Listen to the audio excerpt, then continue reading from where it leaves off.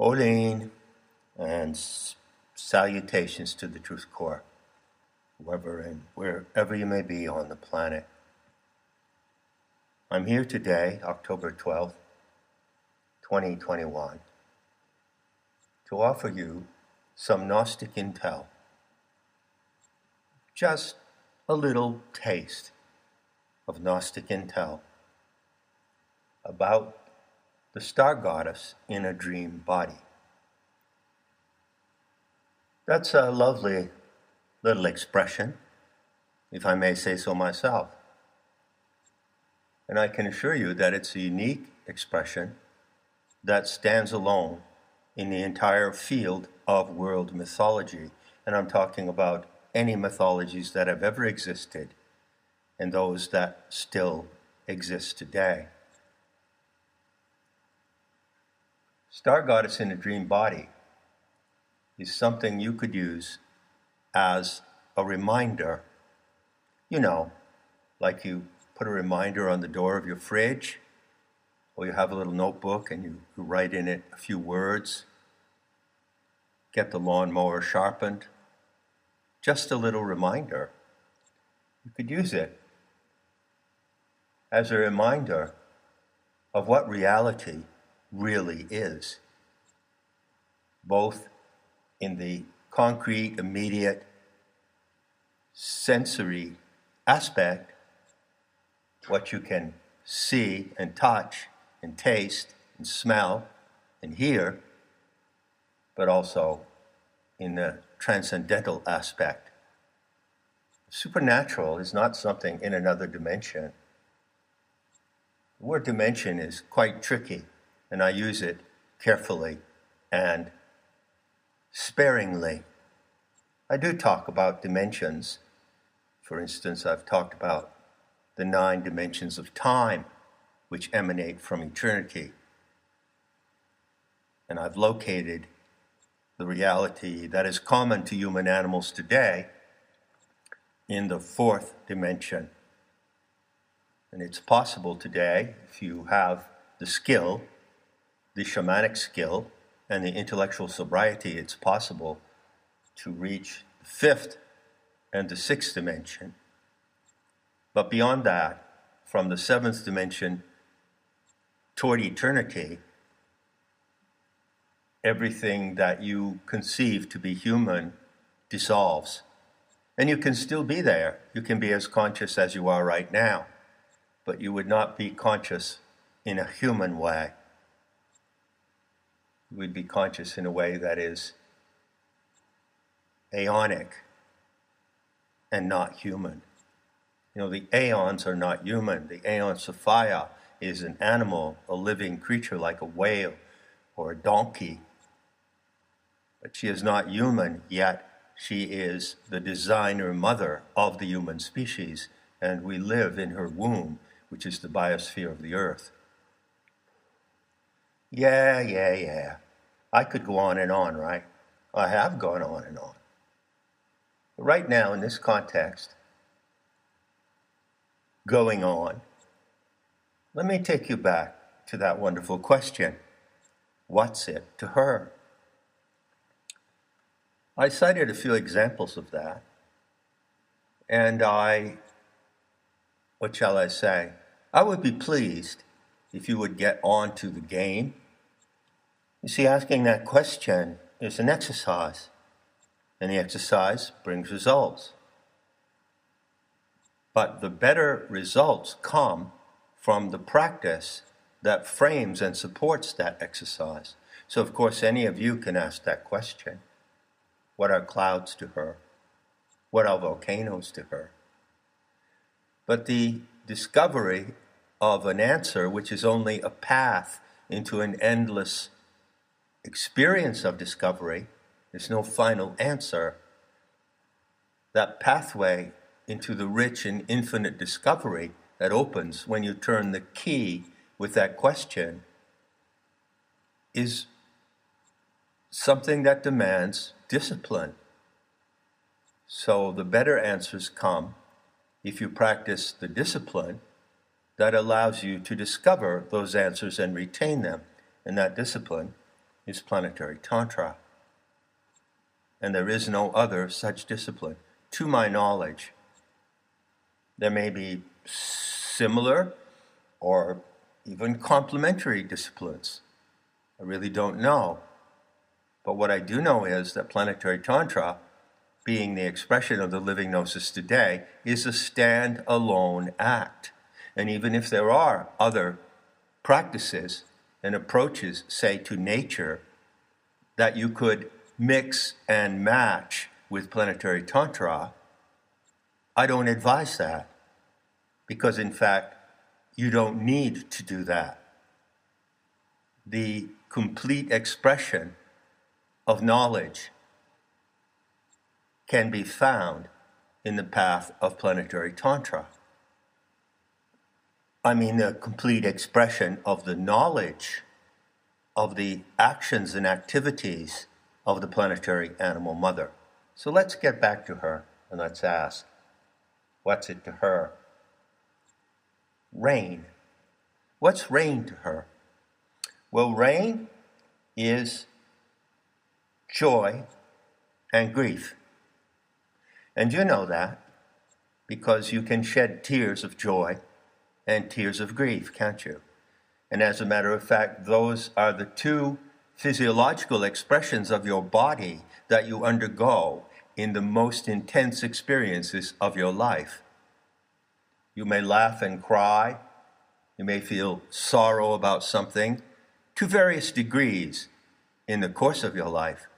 But when you deeply sob with grief and cry, and deeply throb with joy and cry, that is similar to what rain is to her. It's not a symbol of her joy and grief. It is her joy and grief.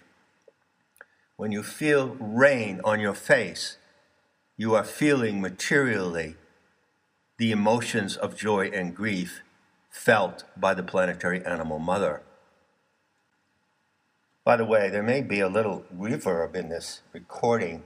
I'm playing around with different settings to get the best recording possible, but it's a pain in the arse. Maybe I'll find a solution. Fire. What is fire to her? Well, place yourself on a porch of a beautiful house in the country. And maybe there's a pond in the distance and a willow tree over the pond, and then there are mountains. You're looking out at the natural environment, and you're sitting there. And say you're sitting there in a rocking chair, and you're rocking slowly back and forth, like a clock, like a pendulum. Tick, tock, tick, tock. And as you sit there calmly, serenely, rocking, absorbing everything that is around you, contemplating it in its totality, you feel something that might be called the passage of time. You see the passage of time in the angle of the sun, in the way the light plays on the fields. You know that time is passing. You know that the day is proceeding, is progressing. And so time goes. You have the experience, time is going. Did you ever wonder where it comes from in the first place? Anyway, that's another talk. So, there you are, and I'm saying, imagine that you totally absorb yourself in the feeling of time. It's paradoxical, because in a way it stands still and doesn't move. The moment hovers always. This moment is eternity. But in another way it moves, as fire does. Fire stands still. Look at fire. Look at the flame in a fireplace. Do you notice how it stands still, but then it moves at the same time? Fire is her sense of time. That's a big one. There's a unit on planetary tantra it's in Gaian alchemy, and it describes what her senses are. It describes the 5 senses of the aeons of fire. Now, you have, say, the sense of hearing. So you have an organ of hearing, which is your ears, and the inner mechanism of the cochlea, and the whole mysterious way that you hear. So you have an organ of hearing, and you have sound impressions that you register through that organ. Can you make a straightforward comparison to the senses of the planetary animal mother? Does she have an organ of hearing? Does she have an organ of smell? This again is an exercise. It's a deep contemplation. It's not a meditation that you use whereby you go into some state all by yourself, staring at your belly button and entering into some kind of state of serenity or mental quietude. No, it's an active contemplation. It's full of content. It's rich and deep, and you can never go deep enough. What is her sense of smell, her olfactory sense? Does she have an organ of smell? Does she have something like a nose? No, the analogy won't work that way. But it is possible to say that her sense of smell is a phenomenon present in the biosphere. And what is it? It's the phenomenon of putrefaction. Now, if you look at nature, you see that a lot of the processes of nature are benevolent processes of rotting and putrefaction. You know what a beautiful handful of compost smells like. You know what rotting vegetables smell like. Swamps. So we smell putrefaction. But for the aeons of fire, putrefaction is her sense of smell. That activity, which is profoundly important to the support and regeneration of all forms of life, especially on the microbial level, that activity in the entire planet, in the biosphere of putrefaction, is how she smells. Isn't that odd? Because it's a double entendre, it works both ways. You smell putrefaction, it's a sense impression. But to her, putrefaction is her sense of smell.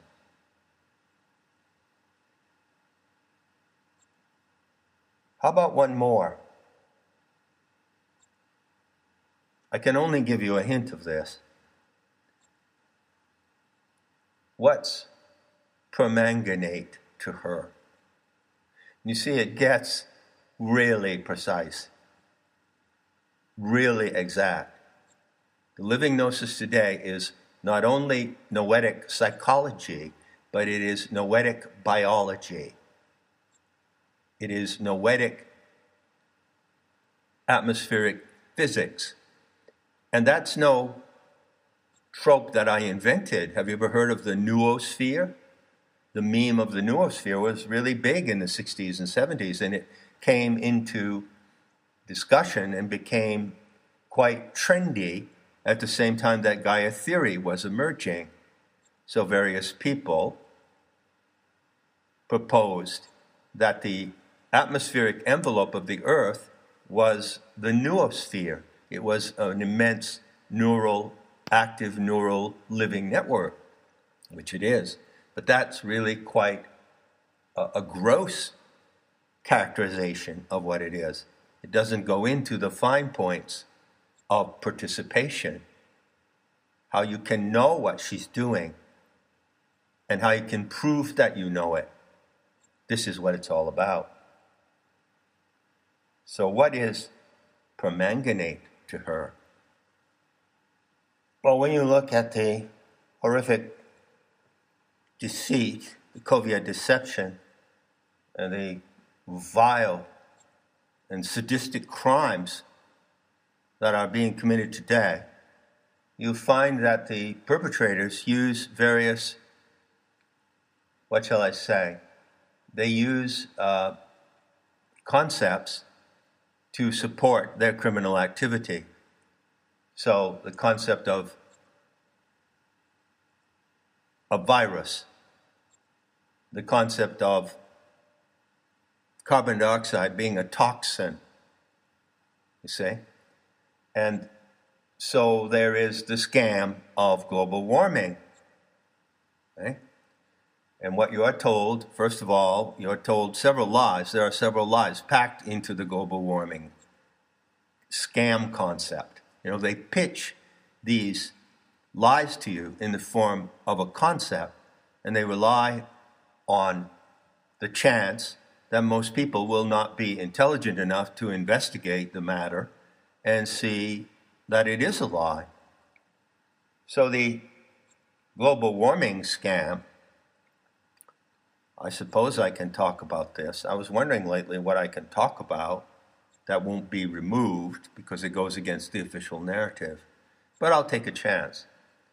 It relies on the lie that carbon dioxide, which we breathe out and trees breathe in, is toxic. It also relies on the lie that global warming, the raising of the temperature of the earth, is driven by human activity, such as the discharge of certain chemicals into the air since the Industrial Revolution. But a study, an honest study of history and the geological record going back not too far, proves that to be completely untrue. Why is Greenland called Greenland? Because at one time it was green. And Vinland, why is it called Vineland? Because it was a land where grapes grew. And how did that happen? That those areas, which are now largely cold, covered by a glacier, most of Greenland is covered by a glacier, how did that happen? Because she naturally warmed the atmosphere in cooperation with the sun, because the sun drives the level of carbon dioxide in the atmosphere. That is the scientific truth. And so when there is more carbon dioxide in the atmosphere, everything grows luxuriously, you see? So you could say that the truth behind global warming is that the Aeon Sophia is modifying her own planetary metabolism so that there can be luxuriant growth, which affords better conditions of life for the inhabitants of the planet, not just humans, but all other animals. So she's pushing toward that goal. And at the same time, she's doing something else, which you could call a secret transmutation. She's performing an intimate and secret transmutation. And this process has been crudely described by geologists and scientists as an extinction process. So what they teach is that there were previously, I think, 5 extinctions. And there were moments when Gaia extincted up to 95 or more % of all the surface and animate life on the planet, but not the microbial life and not the anaerobic life beneath the surface of the earth. She didn't extinct the anaerobic domains. And so extinction is her pleasure. She does it at her pleasure. It's like an artist painting a vast canvas. She paints it to her satisfaction, and then one day she decides, no, I want to paint another one. And she just wipes that canvas out for a while and starts a new canvas. She's starting a new canvas. And there are processes, there are developments in the biosphere and in the intimate realm of animal biology and human genetics, which are deeply hidden. And she is currently, as I speak, making profound changes at that hidden level. And one of the agents, the prime agent that she uses to do that, is permanganate. Permanganate is her secret tool of extinction. But when I say extinction, it's not what you think it is. You see, extinction to her means renewal. So to us, it may look like extinction, and it's true that there's a great die-off of species. You can't blame it entirely on the human animal to some degree. You know, it's wrong to blame it totally on the human animal, the extinction of other species, but it's fair and correct to some degree to blame it on human beings. But in the big picture, she's in charge of extinction, and she's in charge of the regeneration of all species. That is what the Cambrian explosion was all about. 585 million years ago, according to the accepted geological timescale. Go read about the Cambrian explosion. When I was recovering and restoring the Fallen Goddess scenario, which is the biography of the Earth and the story of the creation of the human species, the design of the anthropos, there are 9 episodes. I eventually arrived at a scheme, a scenario of 9 episodes. And the last sentence of the 9th episode is, "And then came the explosion." So the 9 episodes of the home story lead up into the point. They describe everything that occurred to Sophia and with Sophia up to the threshold moment of the Cambrian explosion. So what I did there was a neat trick, I think, wherein from episode 9 onward, you can graft the Fallen Goddess scenario on the current geological record, the scenario that geologists and paleontologists have created. It's just a story, it's just a narrative, but it's a useful narrative, and it connects directly to the sequence of events in the Fallen Goddess scenario. How lovely is that? So back to permanganate, and I'll say a few closing words on that subject. Something happened in January of 2016. What happened in the sky is that the planet Saturn reached Antares, which is a bright star in the heart of the constellation of the Scorpion. And at the same time, Venus was there, and they were conjunct. And this celestial event of Venus conjunct Saturn at the heart of the Scorpion signaled the moment when the Aeon Sophia implemented what is called her Extinction Protocols. So her Extinction Protocols are underway, and those mysterious activities are behind what climate change really is on her terms. If you want to know what it is on her terms, you need to go and explore this mystery. This mystery is under the command of the one we call Scorpion Mother. And in fact, you could say, as a trope, as a provisional approach to learning something, you could say that permanganate is the venom of the Scorpion Mother. Now, in order to understand the large-scale biospheric transmutations that are now taking place on her terms, you have to factor in methane.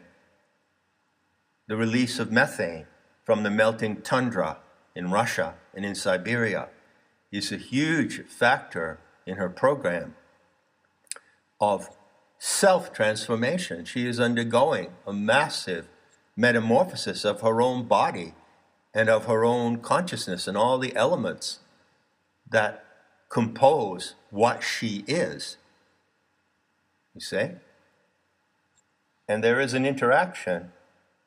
You can go investigate it between the release of methane, both from below ground and under the seafloor, and the activation of permanganate, because it converts methane. That is the key. It's not just that methane is being released. She is releasing methane to achieve her purposes, but she is using permanganate within that release in a precise and mysterious way. So permanganate converts methyl groups to carboxyl groups. And that is the key to her process of extinction. But the extinction is actually a means to an end. Extinction is not the end. It is simply a means to an end. And the end, the ultimate end of what she's doing, is the transmutation of Anthropos 10 to Anthropos 11. So yes, you can assume plausibly, and you can go on to investigate it, that the central purpose of the changes she is making in the earth take into consideration the primary subject of this experiment for her. And the primary subject of it is the anthropos, the human species. Complex and dazzling subject, permanganate. But I'll leave it at that for the moment, and I'll take the rest of this talk to come around to that lovely phrase, star goddess in a dream body.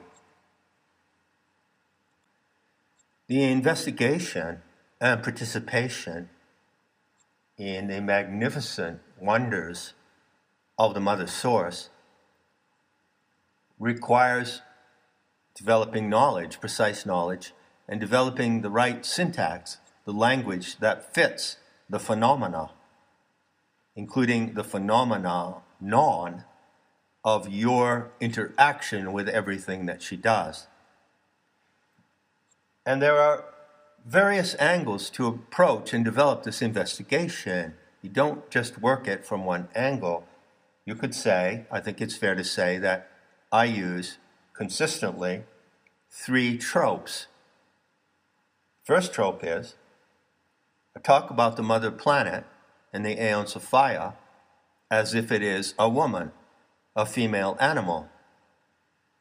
Now, this approach to nature has been condemned due to scientific materialism and reductionism, which is pure ignorance disguised as bullshit. It's called the pathetic fallacy. The pathetic fallacy means to falsely attribute human-like emotions to nature. So when I say the rain is her joy and grief, I'm demonstrating the pathetic fallacy. It's also called anthropomorphism. But you see, anthropomorphism and the trope of the female mother animal is simply that. It's simply a trope, a tool for investigation. It's not absolutely and literally correct, and it's not incorrect. The value or the correctness of it depends on what you get out of it, what you learn from using that trope. So I take that approach, and in Planetary Tantra we use that approach extensively. And we talk about the planetary animal mother anthropomorphically, but we always know that she is not in human form. But since what we do know about the experience of being alive comes from being in human form, then obviously we use what we know in that framework in order to investigate what we don't know. And everything depends on how you use it. You can use the anthropomorphic trope badly, and you can use it brilliantly. It's an art. Do you want to learn how to do that? So you'll find, if you go and investigate planetary tantra, which by the way is totally free on Nematta, you don't have to be a member who supports Nematta by donations, and there's a forum. If you want to learn about planetary tantra, you'll find that Shaktas, is to say those who revere and love the power and presence of the planetary animal mother, Pam, use this trope. So they talk about the Dakinis as frequencies of the mother, and they talk about the mother, I talk about the mother, as having human-like attributes and human-like emotions and thoughts and reactions. And fair enough, as long as you know that it's a tool that you're using.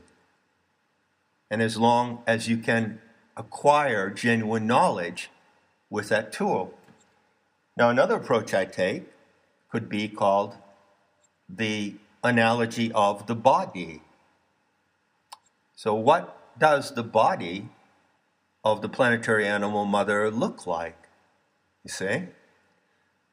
Obviously, as far as I know, it doesn't have a head or arms or legs. So what does it look like? What does it resemble? Does it resemble a coiled serpent? Perhaps the magnetic fields of the earth. You've seen the CGI generated images of the magnetic currents of the earth. Perhaps all those are simply lines and colors and markings on the body of an immense coiled serpent, Mahakundala, the great Kundalini, which is the serpent power of the earth itself. Does she have a snake body? Well, all through history in every culture, the animistic peoples, and animism is the default setting for the human mind, have seen her that way. Yeah, they have worshipped the goddess as a great serpent. You see?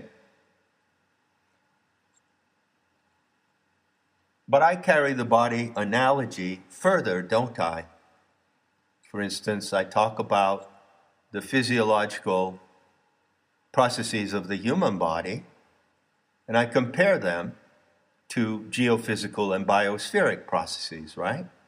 But how far can you go with that? Well, that's an analogy that you have to work really carefully. For instance, I would say you can't really use that analogy correctly if you think that the Aeon Sophia has a spleen. What is her spleen? Or if you say, what's it to her? And then something comes up. Oh, that's her spleen. That doesn't work very well at all. In some respects, the body analog produces intel. It produces insights and discoveries that you can then explore more deeply. And in other cases, it doesn't work, so you don't use it where it doesn't work. So I have never said that the superorganism of the earth has kidneys, stomach, liver, heart. I've never said that because I've found over the years that using that analog in that way as a tool is not productive of genuine intel. Follow me? The process of developing living Gnostic intel today, which has nothing to do with the study by religious scholars of Gnosticism in the past or the pathetic remains of Gnosticism. It's light years beyond that. The study requires a really close examination of the language he used to describe her so that it becomes better and better. And sometimes I make mistakes. For instance, I want to correct something I said in the previous talk in Naked Metaphysics. I said that you have chromosomal DNA, that is to say, the minute amount out of the total human genome that is coded into your chromosomal genes. And that's nucleic DNA, and it's in the nucleus of each cell of your body. But then I made a mistake. I didn't speak precisely. I believe I said that you have genes which are not in the nucleus. You have non-chromosomal genes which are not in the nucleus. That's not exactly correct. What you have is DNA that is not in the nuclear genes. It's called cytoplasmic DNA. And this presence of this cytoplasmic DNA, which is in your cell, in every cell, but not in the nucleus where the chromosomes are packed, which give you your genealogical identity, is extremely fascinating and very little understood. Now, I had the opportunity when I went to the Marian Institute for a talk in 2006 to meet Lynn Margulis, and I met her later also when she came here to Spain. Now, Lynn Margulis is considered in some respect to be the mother of Gaia theory, along with James Lovelock, was the father of Gaia theory. So Lynn Margulis is an evolutionary biologist from the United States and who was married to Carl Sagan, is known for that accomplishment. But she's also known for something else, which I consider to be equally or even more remarkable. In her book called Slanted Truths, she describes how when she was in college learning the Darwinian dogma, as she calls it, the Darwinian dogma of evolution and of the primacy of the nucleic DNA, she couldn't concentrate on what the professor was saying. And so the professor was doing a PowerPoint talk, and on the big screen there was an image of the human cell. And he was going on and on and on about how the DNA, RNA coded into the nucleus drives everything. It's like the God of the genetic system. And she wasn't interested in that. She was autistic, by the way.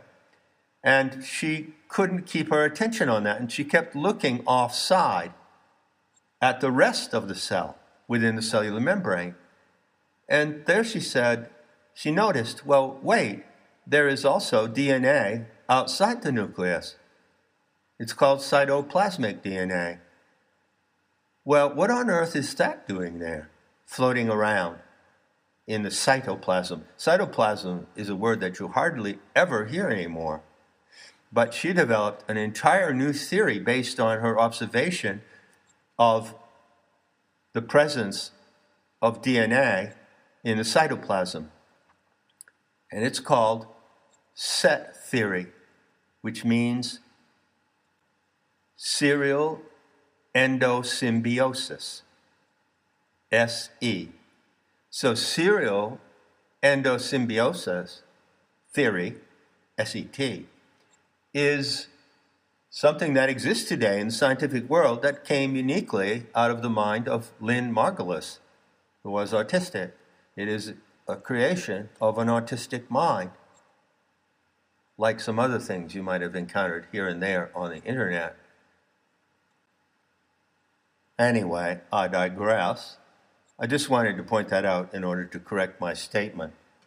There are not genes as such outside the nucleus of the cell, as far as I know. But what are precious stones, like sapphire, ruby, moonstone, tourmaline, quartz. All these precious crystals are the chromosomal genes in the body of the planetary animal mother. Now let's talk about the body. When I was at that conference in Marion, I gave a talk, then Margulis spoke, I spoke, or I should say, I spoke. And what did I speak about? Well, I spoke about Gaia theory and my book, which came out at that time. It was in November of 2006. And this is how I ended my talk. I said, there are many things that you can think about or contemplate when you bring your attention to the Aeon Sophia, who is embodied in the earth. But one thing that might be good to consider is that she's sort of like Marilyn Monroe. She has a great body, but she wants to be loved for her mind. And that was true of Marilyn Monroe, by the way. I can't mention Marilyn without adding a little note on the horrors committed upon her by the Albanians in Hollywood, the way that they corrupted her, trashed her beauty and her sexuality, and eventually murdered her. And I suppose you could say that's what the Albanians think they can do to Mother Earth, but they can't. They can't. It's simply the measure of the megalomania, of their psychopathy, and their sick lust for power that leads them to believe that they can even begin in any way to permanently and fundamentally damage the fabric of life.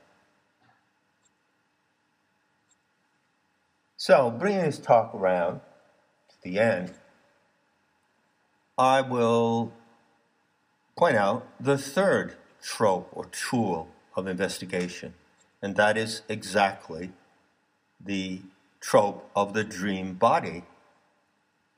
This is a fascinating concept, and it's something that those who enter planetary tantra learn, and the deepening of that learning never stops. So what the learning begins, the whole process of learning and investigation happens in the framework of the home story, the fallen goddess scenario. So what does the story say about how Sophia turned into the earth? Well, it says, yes, indeed, she is embodied in the earth, but not embodied in the way that you are embodied in your physical body right now.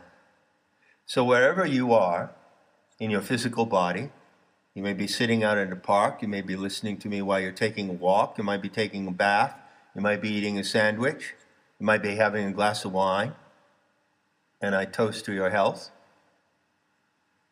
Or you might just be sitting in a chair. You are in your physical body sitting in a chair.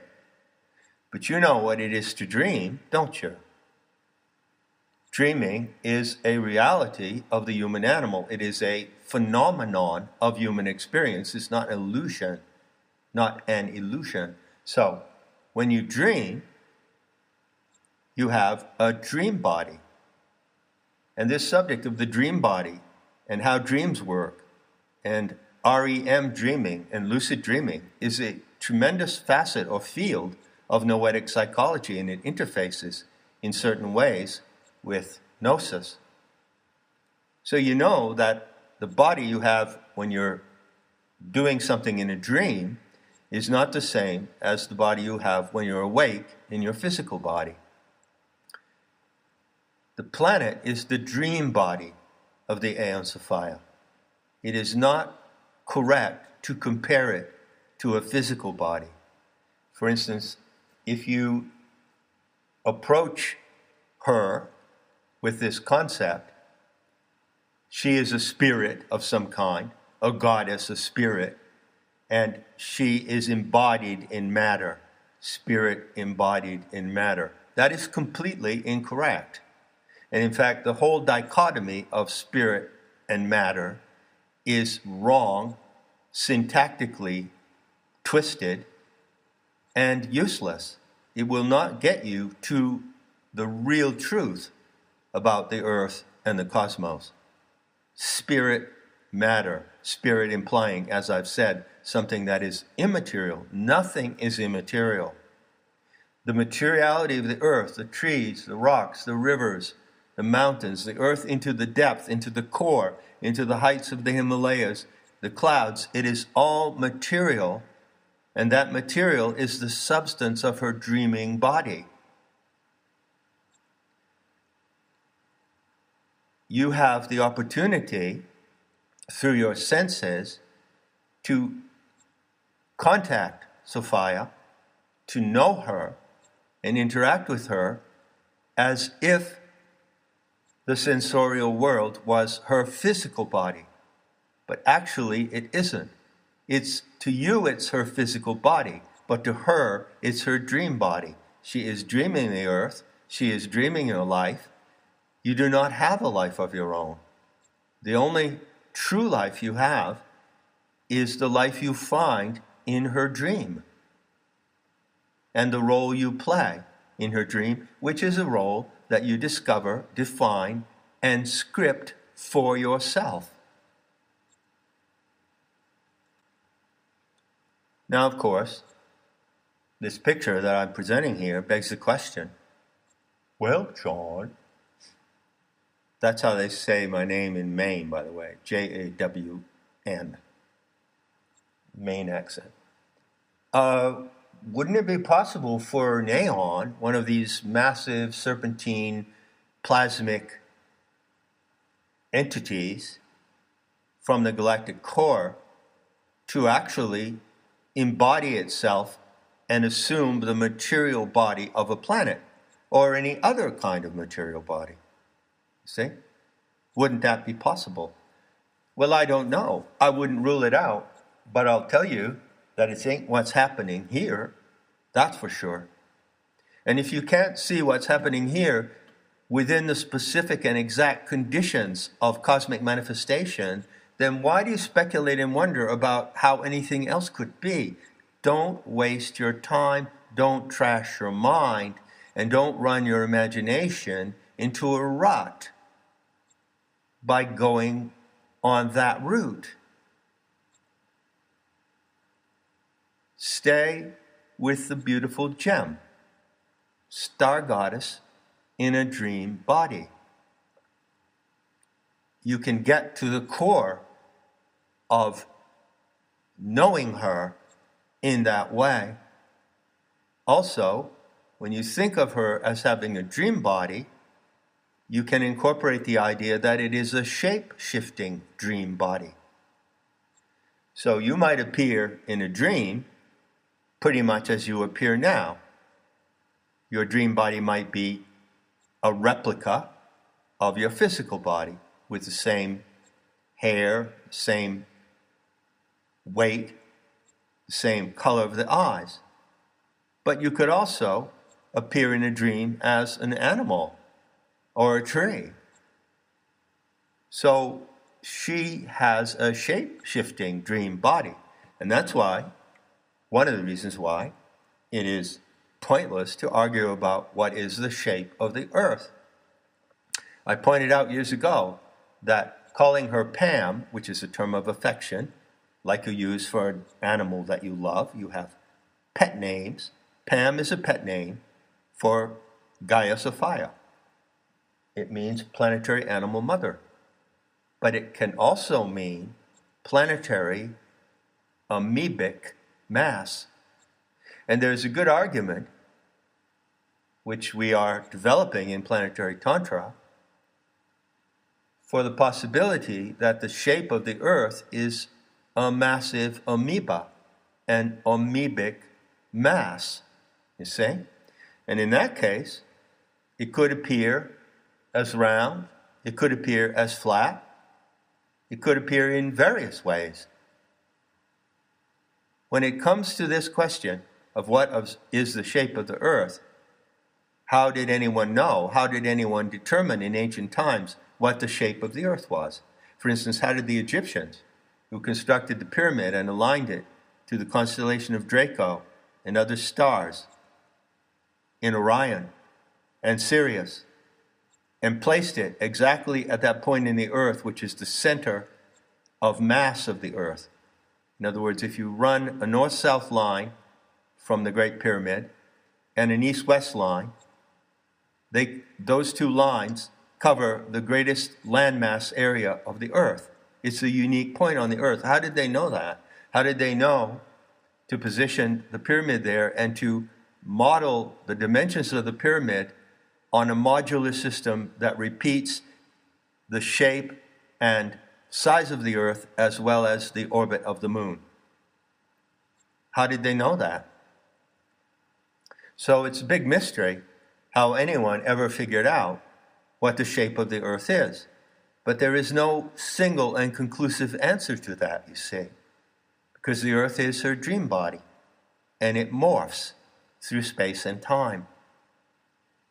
She is a sky dancer who shapeshifts as she dances, and that is her pleasure. And enough said. I'll be seeing you in the beauty to come.